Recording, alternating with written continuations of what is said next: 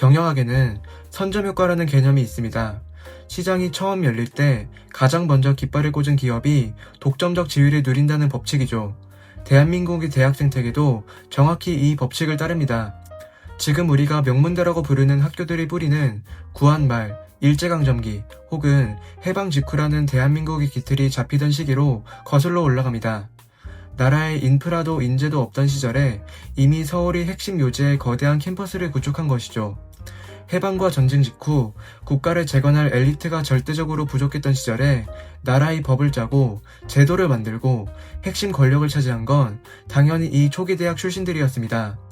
국가의 성장과 대학의 성장이 완전히 하나로 묶여 있었던 셈입니다.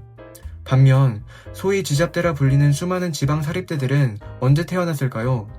대부분 1980년대와 90년대 대한민국의 경제가 폭발하고 대학 진학률이 급증하던 시기에 세워졌습니다. 국민들이 학위 수요가 몰리자 일종의 후발주자로 시장에 뛰어든 것입니다. 하지만 냉정하게 말해 초창기 대학들이 국가의 기틀과 함께 100년간 쌓아 올린 철옹성 같은 브랜드를 수십 년 뒤에 문을 연 후발주자 대학이 강의의 질이나 개인의 노력만으로 뒤집는 건 비즈니스 세계에서 애초에 불가능한 게임이었습니다. 하지만 단지 일찍 세워졌다는 이유만으로 이 격차가 이토록 잔인하게 갈린 걸까요? 진짜 비밀은 두 대학이 태어날 때 부여받은 역할에 있습니다. 대한민국의 명문대들은 애초에 국가를 지배하고 이끌어갈 엘리트 연구자와 관료를 키우기 위해 설계되었습니다. 법을 만들고 제도를 설계하고 거시적인 학문을 연구하는 공간이었죠. 즉, 이들의 목적은 사회의 머리를 만드는 것이었습니다.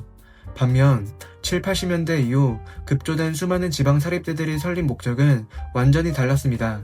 1980년대와 90년대 대한민국의 경제는 폭발하고 대학 진학률은 매우 급증하던 시기였습니다. 당시 정부는 딜레마에 빠졌습니다. 늘어나는 대학 수요를 감당하려면 국가 재정으로 대학을 더 지어야 하는데 돈은 없었죠. 이때 국가가 선택한 비즈니스 모델이 바로 고등교육 비용이 민간 전가였습니다. 정부는 최소한의 요건만 갖추면 누구나 대학을 세울 수 있도록 규제를 풀었습니다. 지방의 자산가와 재단들이 앞다투어 학교를 세웠죠. 이 대학들의 진짜 목적은 심오한 학문 연구가 아니었습니다. 당시 한창 돌아가던 산업화 현장에 바로 투입될 숙련된 노동자와 기술자를 대량 생산하는 기지, 그리고 청년 실업률을 낮추기 위해 학생들을 잠시 잡아두는 거대한 수용소였습니다. 처음부터 머리가 아닌 부품으로 설계된 것입니다.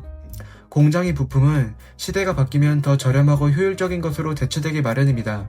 산업 구조가 고도화되고 IT와 고부가 가치 서비스 중심으로 바뀌자 제조업 기반의 기술자를 찍어내던 지방 사립대들은 순식간에 구조적 용도를 잃어버렸습니다.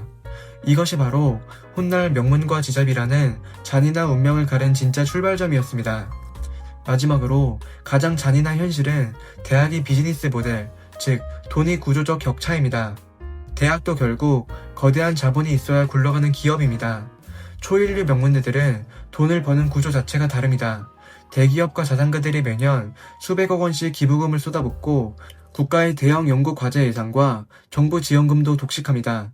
여기에 대형 대학병원이나 거대한 재단 수익 사업이라는 초강력 파이프라인이 존재하죠. 학생들이 등록금은 이들이 버는 전체 수입의 일부일 뿐입니다.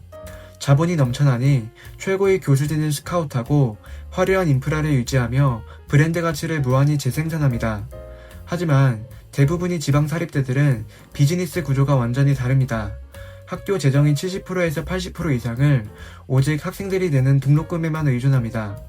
대기업의 기부금도 대형 병원의 수익도 정부의 전폭적인 지원금도 턱없이 부족하죠. 이 구조는 학력 인구가 줄어드는 순간 곧바로 시한폭탄이 됩니다.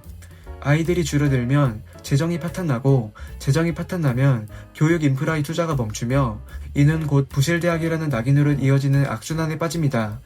지방 사립대들은 처음부터 이 자본게임에서 패배할 수밖에 없도록 설계되어 있었던 겁니다.